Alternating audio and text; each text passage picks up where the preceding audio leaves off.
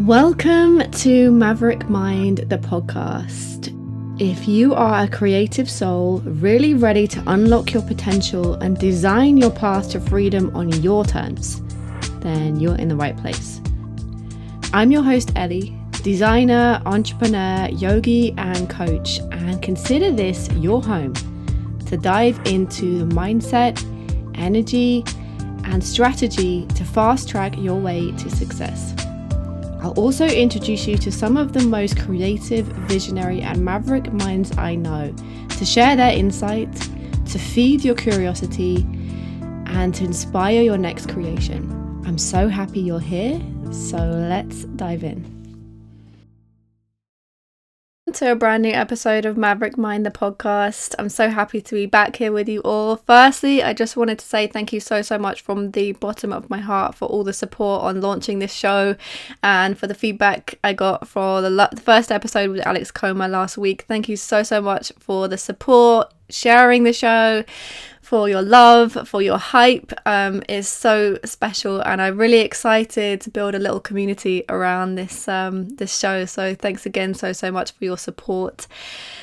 In that light, I wanted to share a little competition that I'm going to run month to month. So for the month of August, I'm going to give away one-to-one coaching session with me to one lucky listener who reviews or rates this podcast on whatever platform you're listening to this on. So all you have to do is rate or review the show and then send me a screenshot of that rating to Instagram at Maverick Mind Co. And then every month, or for the month of August, I'm going to pick one lucky listener to win that one-on-one coaching session where we can go into your mindset or your business strategy to share your work with absolute conviction. So please do rate or review and to be entered in to win that.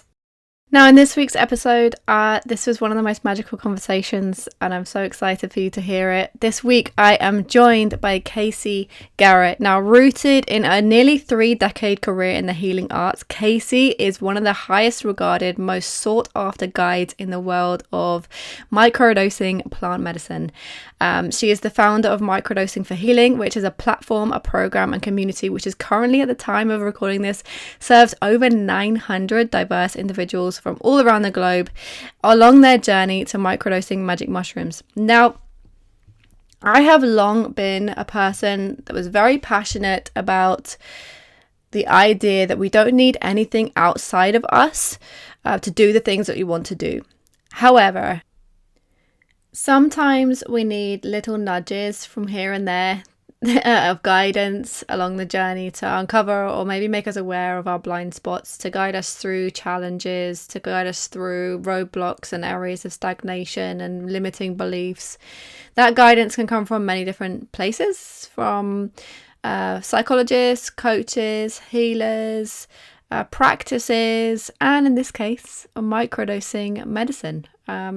So this was such an insightful conversation. We dive really deep into how Kayse has witnessed microdosing affect artists and creatives specifically, but also, and something that was really interesting to know, Kayse's personal journey to following a vision and chasing and building a business that's maybe a little bit taboo, or maybe something that's been frowned upon for many years. But Kayse stands with so much conviction around what she believes in, and that's really the maverick path. So I really hope that this conversation feeds your curiosity and leaves you a little bit more inspired and maybe intrigued by what she shares. So without any further ado, I cannot wait to introduce you to Kayse Gehret.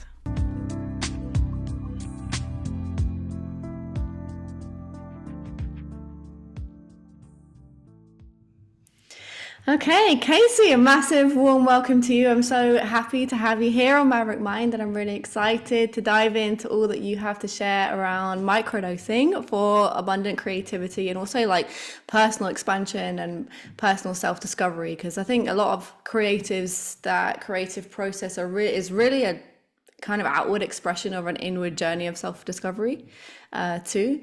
So I would really love to know, I think right off the bat, I think the first thing to start with is what is microdosing first? I think for anyone that's maybe never heard of it, dive right in with that one. Absolutely, absolutely. Yeah, it's funny. A few years ago, like no one had ever heard of it, and now it's almost too like there's too much information, and so there's a lot of Yeah. confusion about what is it exactly. So in a nutshell, it's typically referring to psychedelic medicines, sometimes synthetic, sometimes natural earth medicines. I myself work exclusively with mushrooms and natural medicines, and it's taking sub-perceptual, teeny tiny doses so that you're not feeling altered, you're not feeling distorted in any way, but you're accruing all the benefits of nature's medicines over time in a sub-perceptual way so that you can go about your daily life and weave all of the growth and awakenings that you're having into your real daily life. Amazing. Amazing. So what I'd love to know is kind of your journey to maybe your journey toward that first time you ever tried any kind of psychedelic or any kind of a microdose or a full dose, either way, kind of how you discover it and kind of your pathway to where you are now. I think that's really interesting insight. Sure. Yeah. So for me, I've been in the healing arts for, gosh, almost 30 years now, which is crazy. And I have studied many, many different modalities. I came through, my practice was founded in somatic practice. So I was a body worker, massage therapist for many, many years, which I'm so grateful for because it's such a great first step for most people to step into the body, heal through the body first, and studied lots and lots of modalities. And growing up, I never did drugs of any kind because I had a grand mal seizure disorder. So I was always curious about psychedelics, but I was very wary of them because my brain was already pretty unstable just in its regular state. So I really, really avoided kind of altering myself in any way intentionally. But when I was introduced to the concept of microdosing, I stay in the earth realm, I stay in control. That was really it's a spark of curiosity. And I kind of did it going in for just general healing, curiosity, spiritual growth, and my seizure stopped immediately. Wow. I've never had one since. Have rarely, I want to say, I used to be very, very prone to headaches and migraines. I've had probably two slight headaches since starting microdosing years ago. And those were just the physical benefits. I had so many gifts of creativity, of intuition, of connection to animals and the natural world, of psychic ability, connection to spirit, just on and on and on and on. But it really, my practice started with curiosity. And then I feel like all of the other healing work that I had done in my life kind of all came together once I found mushrooms.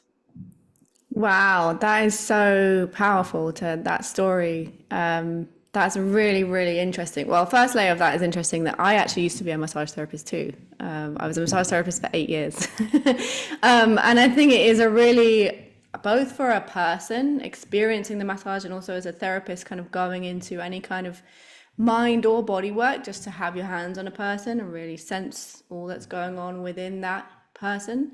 I think it really gives you a really amazing knowledge of people and what happens in the nervous system and what happens in someone's body. So that's so interesting, but really powerful to have that an immediate effect from something that perceives so small.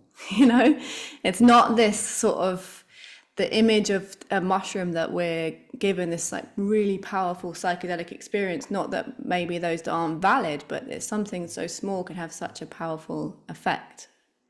Yes, yes. I have found it to be, I've now worked with over 800 people since 2020. We were founded, and my entire career, I've always attracted a lot of creatives, a lot of very sensitive people, open people, empathetic people.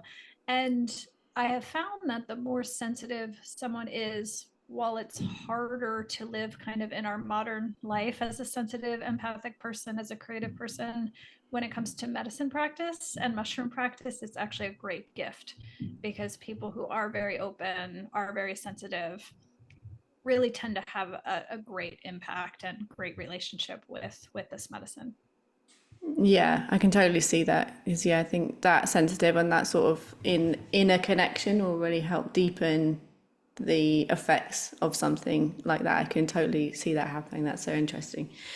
Do you think, I want to kind of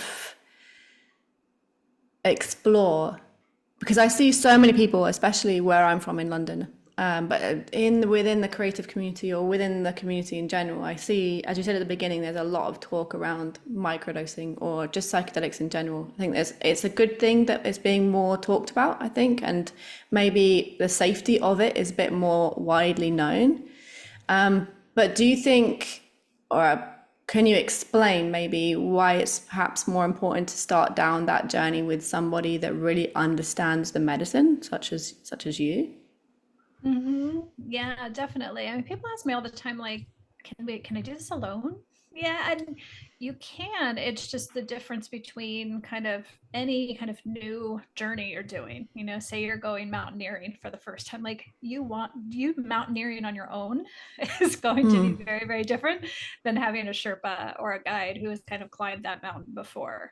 So this microdosing, I've studied many, many, many different modalities, and microdosing is so experiential. You can read all the books, you can watch the movies, you can read the research, but it's really the magic is in the doing and watching people's experience over time. So after you see hundreds of people go through the process, you start to recognize patterns in people. Why is this emotion coming up? Why is that feeling coming up when it is? What's behind that? And it's kind of decoding the way nature speaks to us versus our human way of communicating with each other, right? And so having somebody who's done it before, who has witnessed a lot of people, having a guide, having a community, having an integration circle, or even a buddy. I have a lot of spouses who practice, couples practice together. To have that relational aspect can be really, really supportive to your practice, because it's very feminine. In the practice itself is very feminine in that it's very, very subtle, but it's very, very powerful. And so sometimes we don't see the great shifts in us. It's the people in our lives that see the shifts in us first. So it's nice to have that guide or community or partner in the process.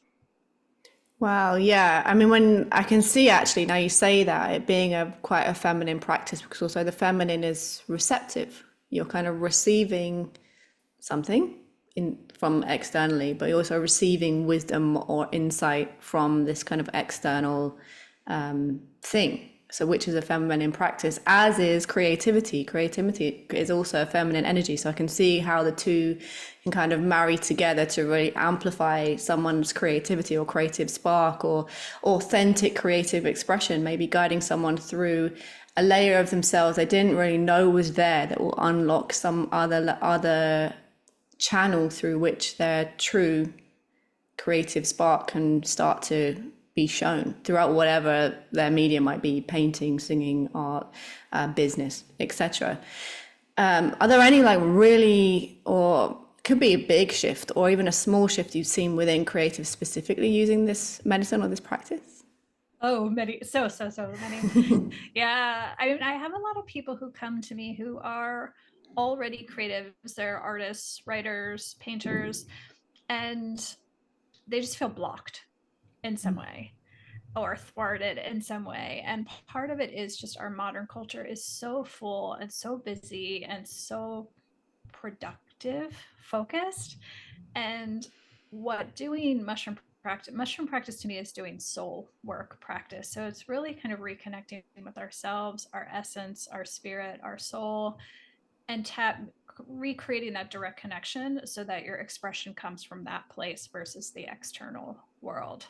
um, as we touched on a bit before we started recording, like the artist thing is there's always an edge between creating for oneself and creating for the external world. And I find as soon as mushrooms bring you back into yourself, they bring you back into deep presence and your innate essence. It's like, there you are again.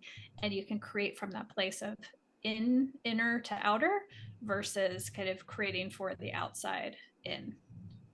Yeah. Wow, interesting. Because that's definitely something so many creatives struggle, because although it's such a personal experience, that creative process and act of creating, when we go into or we have the intention to create a successful career from it, or create a business out of it, or become known as a leader within that industry, whether that's art, music, etc., or sell yourself, people say, we do get hit with, or we encounter that trap of, okay, well, that means that everyone has to like it. If people don't like me, then I won't be good enough. So I just have to make things that people like. And then I've seen so many times down the road, it'll kind of only get you so far, either within terms of your success or your fulfillment. You'll either kind of feel, you'll reach a kind of top of the mountain and realize that you're not actually happy at the top, or you'll reach that creative blockage where you don't really know who you are anymore because you've been such a chameleon. And I think that there's so many practices that can bring us back to that, of course, you know, meditation, yoga, general self-development, but to have sort of, sometimes that takes, those things take, what's the word? It takes bravery, I suppose, in any modality that you're using, to kind of see yourself on that deep level. It does take some bravery, and takes you to your edge often.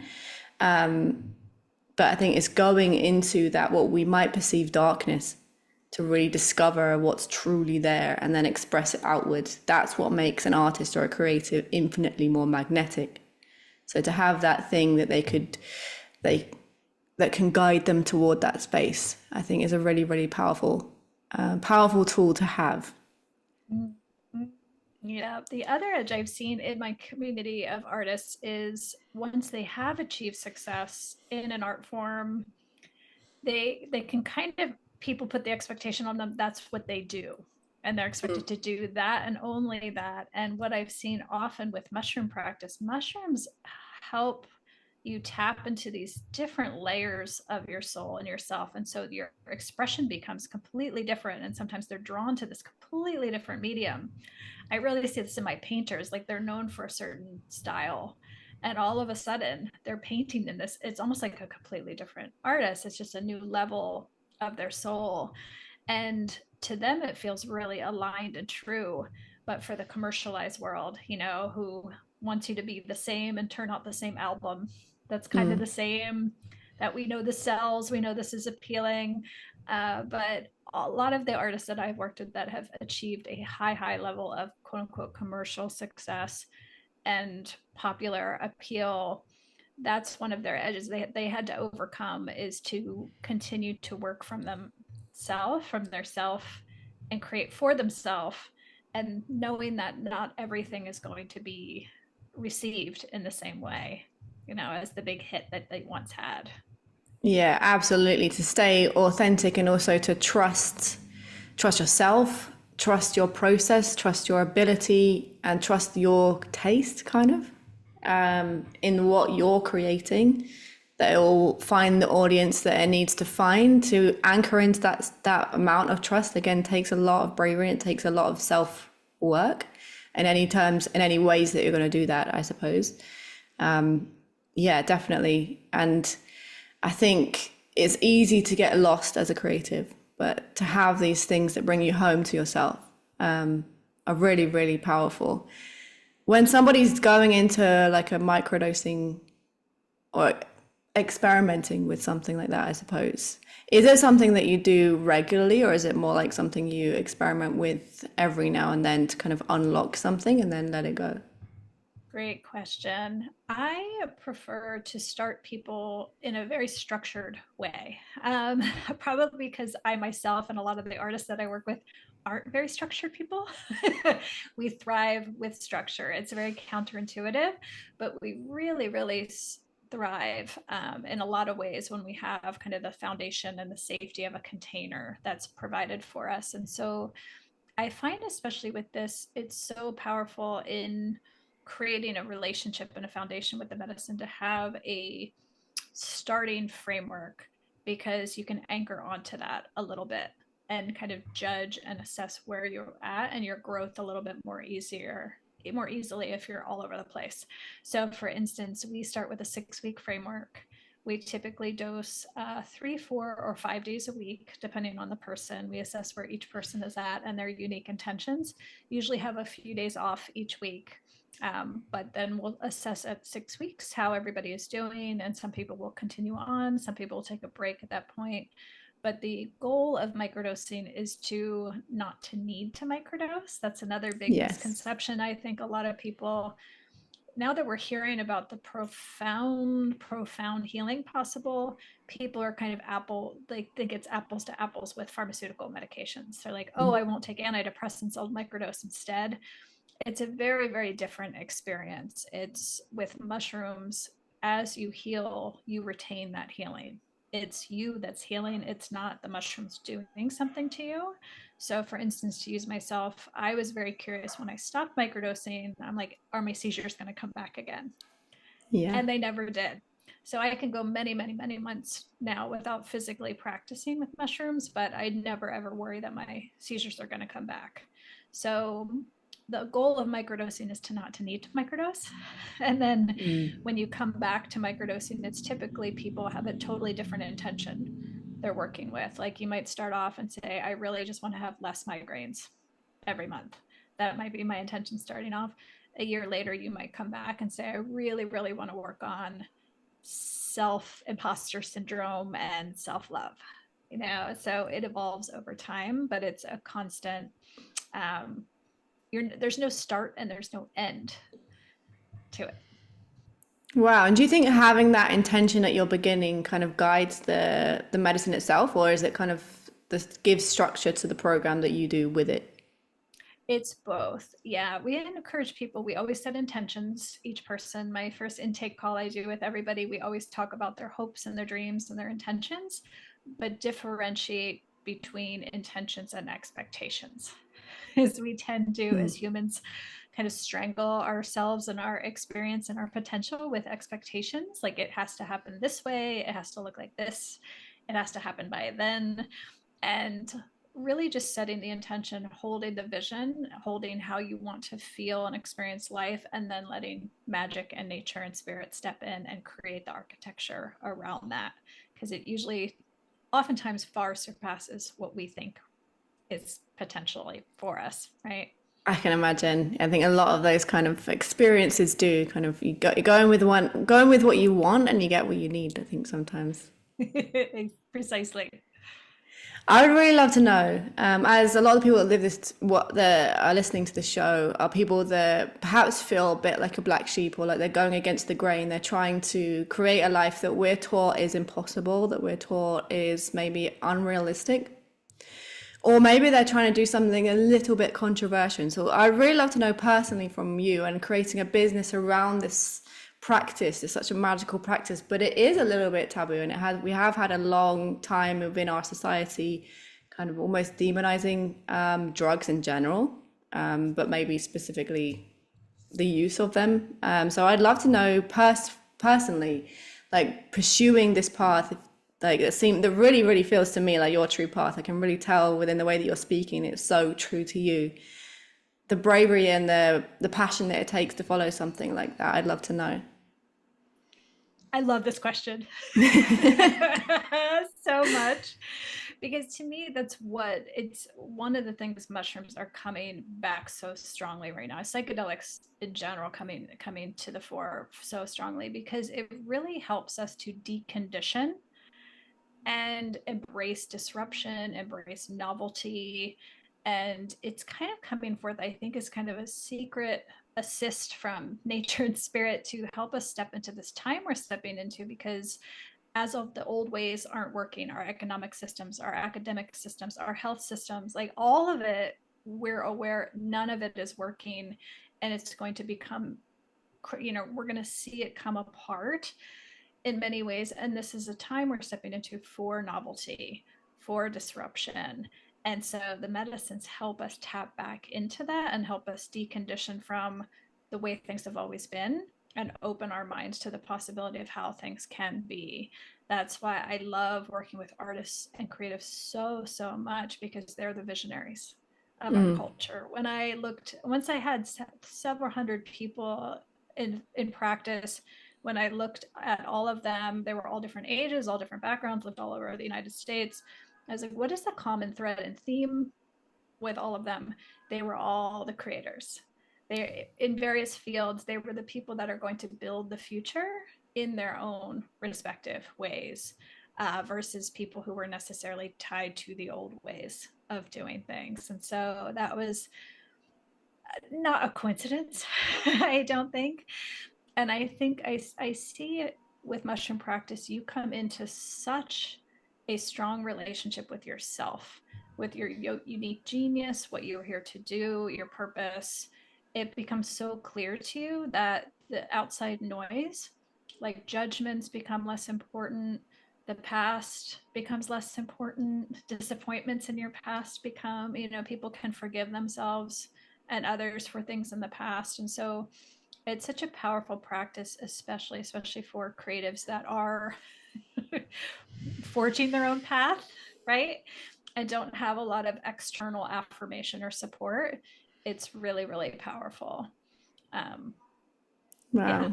So much to say Yeah. on this. I love this question. Can you remember like a time in your journey that you've questioned whether this was like your purpose or your path, or whether you could really bring this business or this vision to life of what you're creating, maybe? At the beginning? Oh, for sure. Yeah. I had going into the pandemic, so in 2020, in March of 2020, when everything shut down, I had 4 healing art studios. So we did yoga and meditation and massage. Everything we did was touch therapy or group classes. So we were in California. So we were the first to close. We were the last to reopen. It was a very, very long stretch. And by May of 2020, I was like, we're going to be closed a lot longer than people think. I have to do something else. And when I sat in meditation with what can I do under the circumstances to be of service, bring healing to people, that's what came through. And at the time, no one knew I was microdosing. I had told a tiny handful of people. No one at my studios knew, no one outside my manager knew. And I kind of pushed back on it mentally for a while. And I was like, I don't know if people are ready for this. No one else ever heard of this. It's still illegal in most parts of the world. Like, it's a lot to work around, right? And I just kept getting these nudges and this affirmation. And I remember really one powerful moment, with nature and spirit. I was driving home from my closed studio and I'd been with my manager and I was taking the back country roads. This is in wine country in California. I was taking these country roads home and I had stopped at a stop sign and it was next door to a ranch.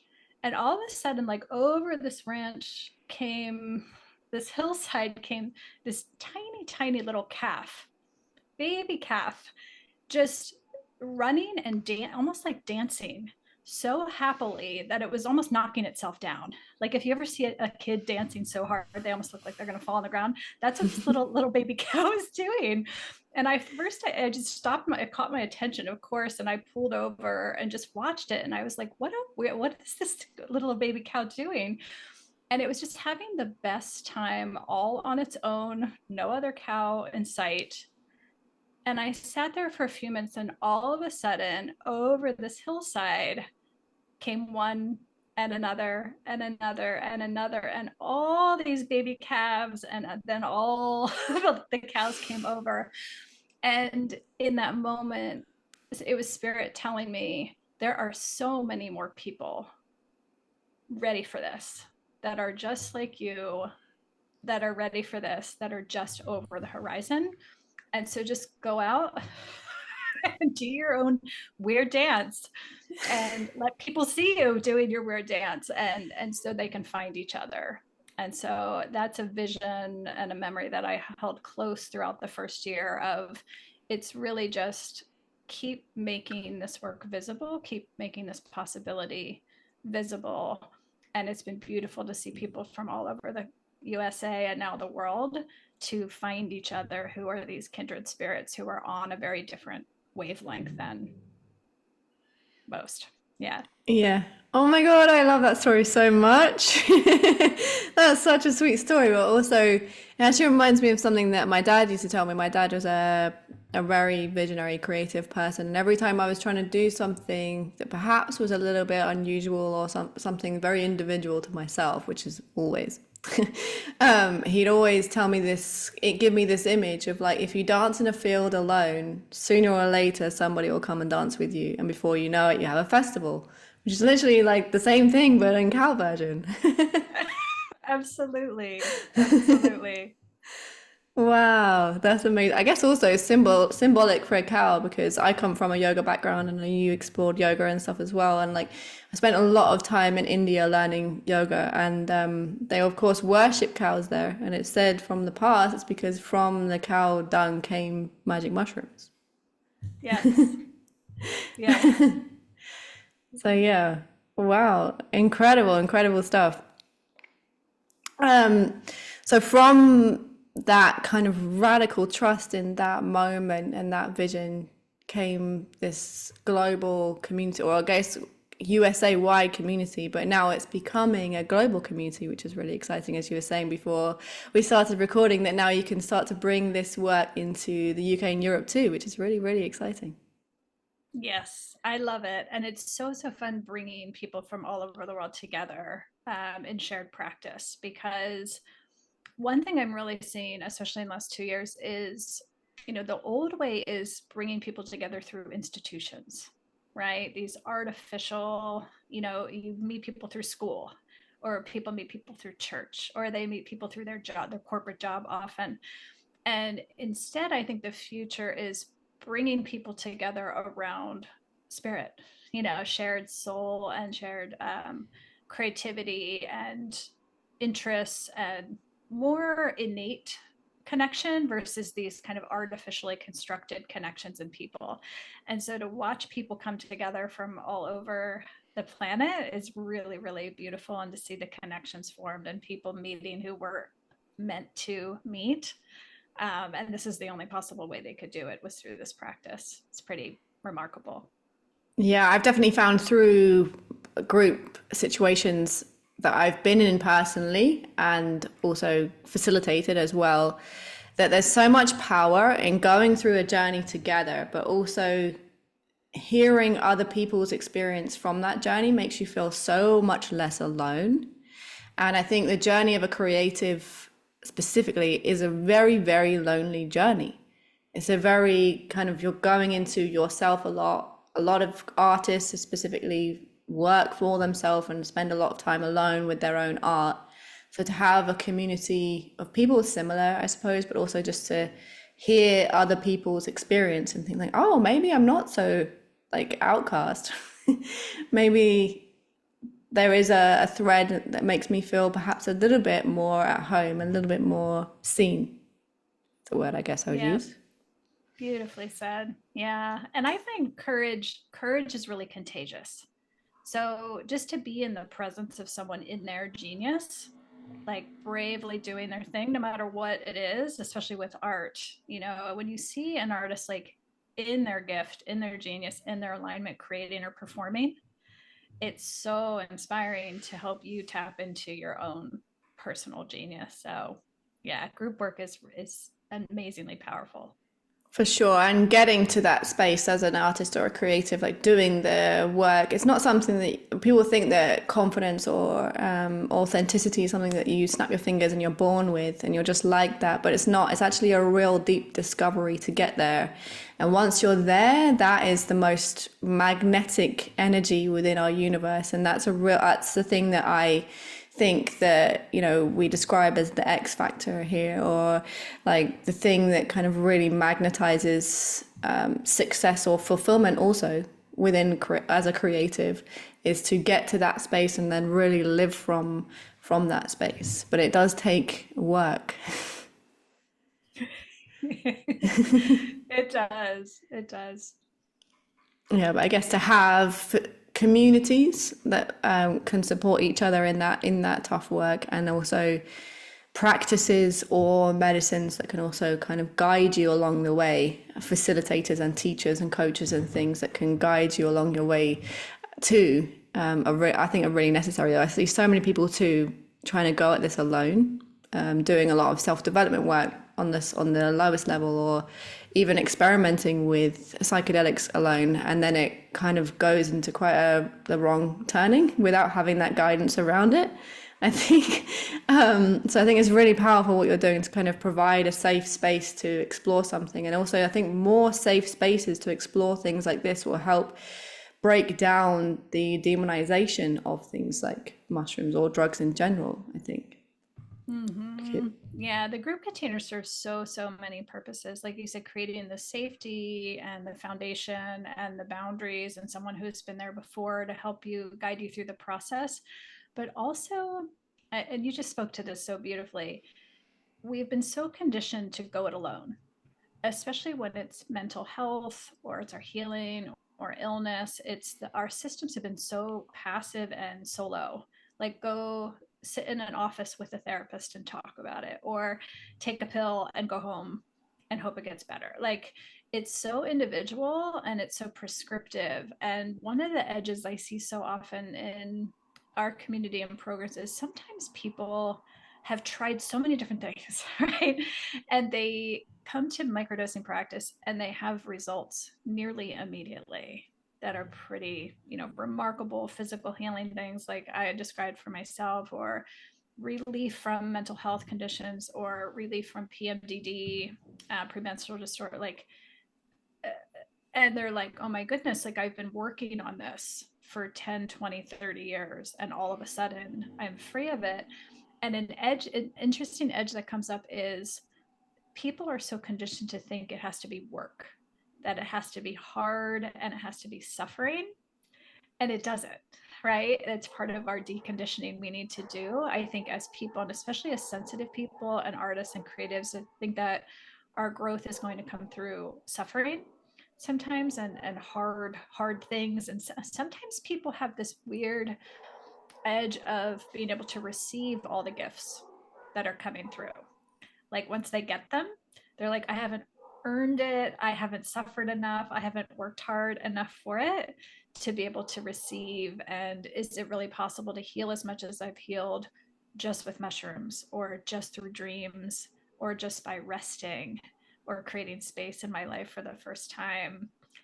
So that's something else in the group process. We can really help people call out and catch these blind spots when it's just someone's kind of perfectionism, um, and conditioning that is kind of catching them up. But yeah, society, I think, definitely tells us that you have to hustle your way to the top. If you're not hustling, you're not going to get there. Whereas I often tell people that I work with to come back to that mantra, okay, this is what you want to do, or this is what you need to do, this is what you're struggling with. What would this look like if it was easy? How can you break it down? What would it look like if it was easy? And then going into that edge of why will you not allow ease into your life? Whereas actually creativity needs spaciousness. We don't actually need hustle and overwhelm. We need space to create, and also space to receive those ideas. I don't know about you, but I'm firmly of the belief that creative ideas are often channeled through us rather than something that always is ours or comes only from us. And I think you need space in your life and space in your mind to receive that channel and insight. And I suppose just the act of kind of permitting yourself to receive insight from something like a very small dose of mushrooms will kind of then allow you to soften and receive elsewhere too.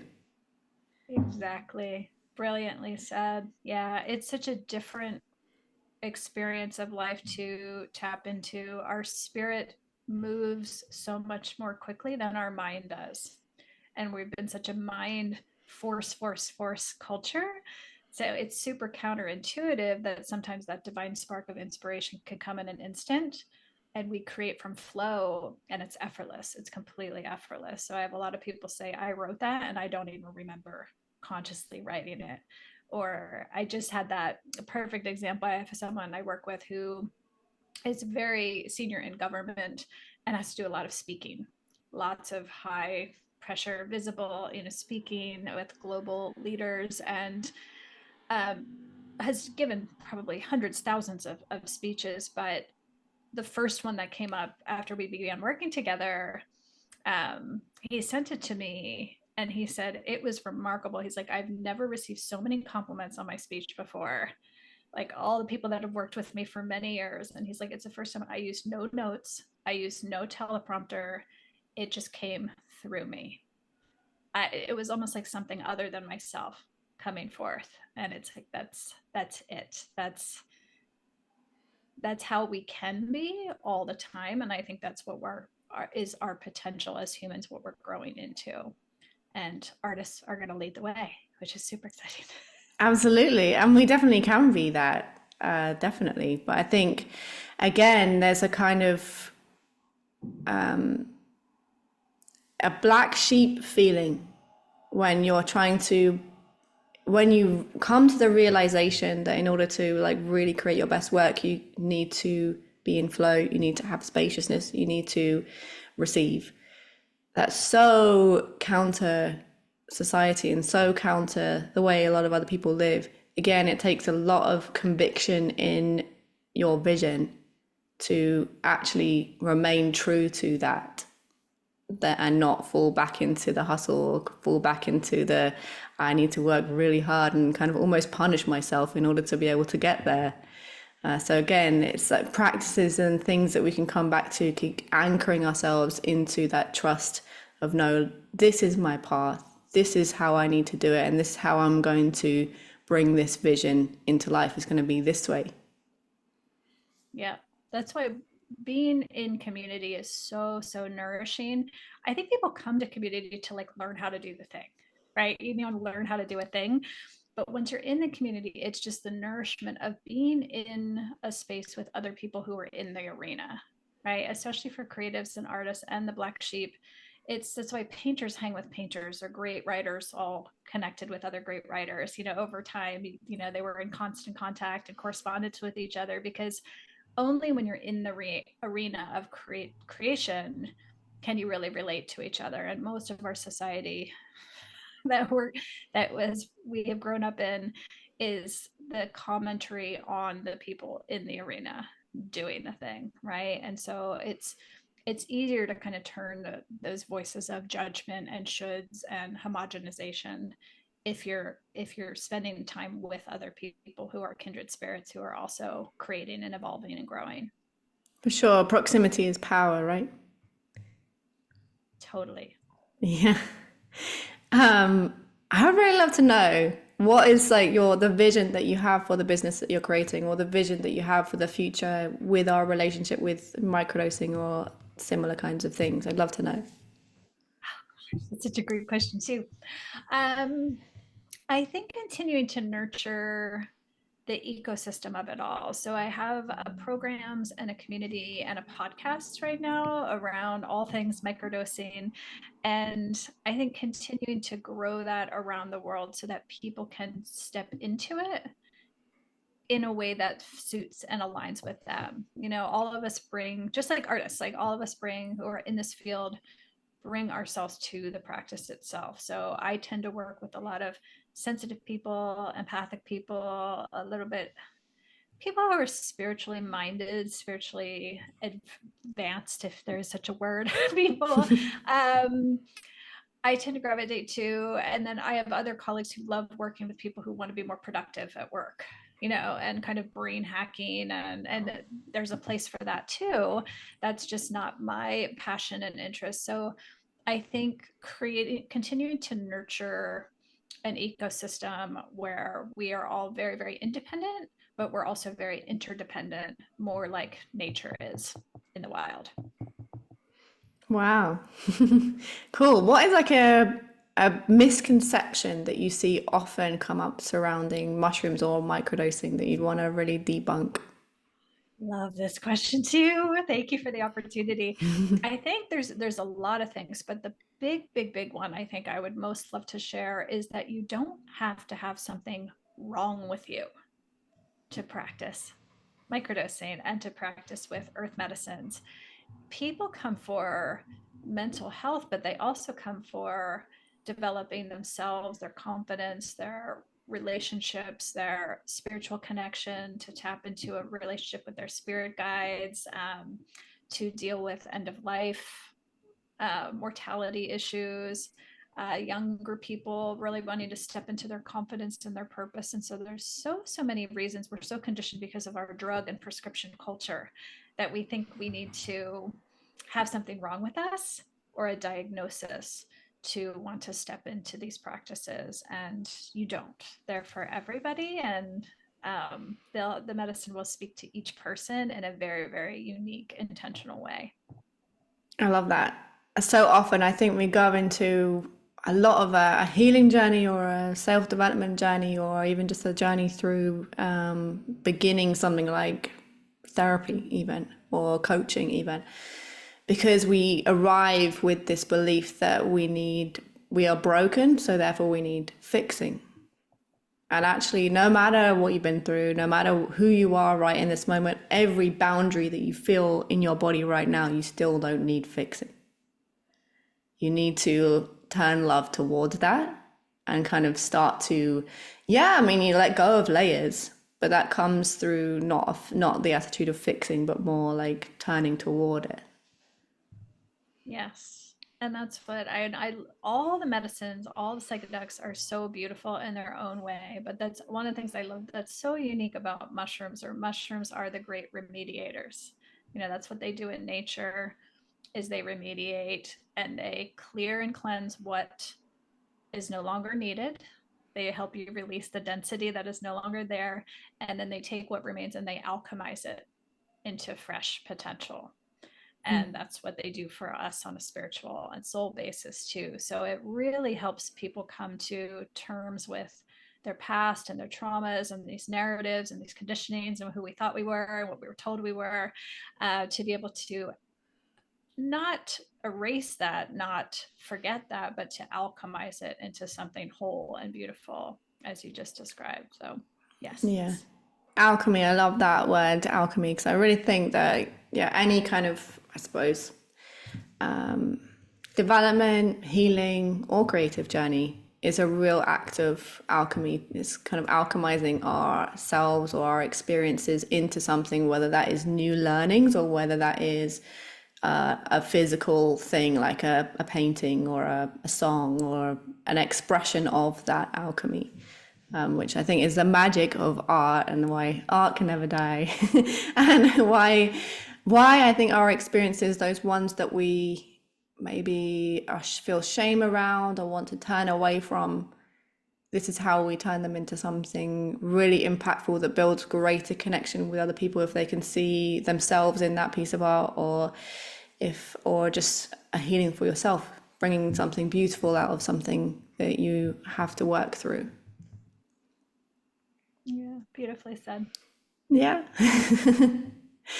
Amazing. Well, I feel like I could talk about this all day. I think it's so interesting, and I think it could be a really incredible tool to add to someone's toolkit, especially on a creative path and creative journey, when they are in those spaces where they have something that they really want to navigate and they want an answer and they want to receive that answer, and get or a physical healing as well, like you've had, which is incredible. Are there any other insights or anything you'd like to tell the audience about before we end? Yeah, thank you. And thank you so much for having me.